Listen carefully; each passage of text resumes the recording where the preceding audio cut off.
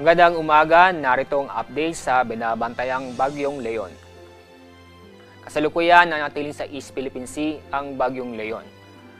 As of 4 o'clock ng madaling araw, ang layo ng gitna ng Bagyong Leon ay nasa 840 kilometers silangan ng Central Luzon. Napanatili ang lakas na hangin malapit sa gitna nito na umabot sa 85 kilometers per hour, samantala ang pagbugso ng hangin ay umabot sa 105 kilometers per hour. Inasa pa rin natin na ito'y kikilos pakaluran o papalapit sa Northern Luzon. Pero bumagal ang pagkilos nito. Ngayon, inaasahan natin na ito'y ang kanyang pagtagpo ay nasa 10 kilometers per hour. Nanatili pa rin nasa ilalo ng Tropical Cyclone Wind Signal number 1 sa eastern portion ng Cagayan, eastern portion ng Isabela at northeastern portion ng Catanduanes. Base sa ating forecast track, posibleng lalapit sa Batanes area pagdating ng Miyerkules at sa Huwebes. Sa araw ng Biyernes, maaaring mag-landfall ang gitna o sentro ng Bagyong Leon sa Taiwan. Inaasahan pa rin natin na ito'y lalakas ang Bagyong Leon dahil nanatili dahil nasa dagat ang Bagyong Leon.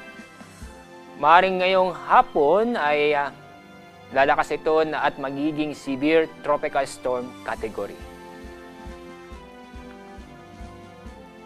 Ngayong araw, may inaasahan na paminsan-minsan o pagbukso ng malalakas na hangin sa Batangas, ganoon din sa malaking bahagi ng Mimaropa, malaking bahagi ng Bicol Region, buong Visayas, malaking bahagi ng Northern Mindanao at malaking bahagi ng Caraga Region.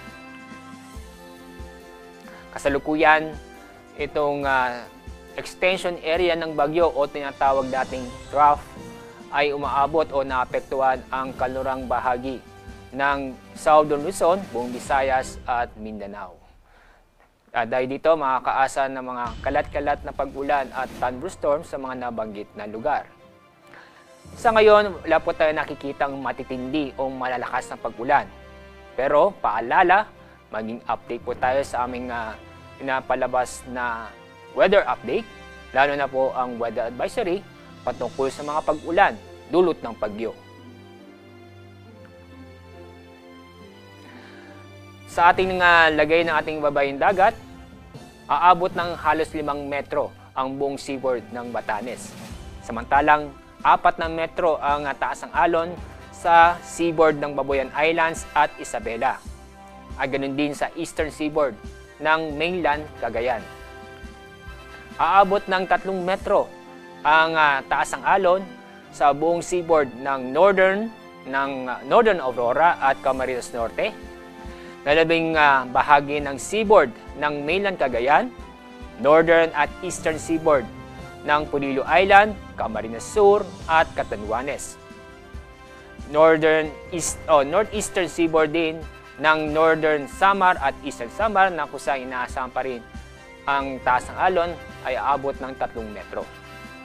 Kaya paalala sa mga kababayan po natin na huwag munang pumalaot sa mga nabanggit na lugar, lalo na ang gumagamit ng maliliit na sasakyang pandagat. Yan po ang ating update sa ating binabantayang Bagyong Leon. Magandang umaga at mag-ingat po tayo.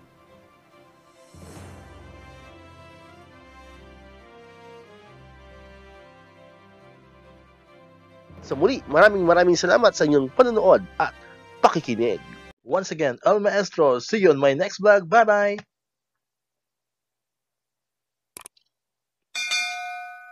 One, two, three.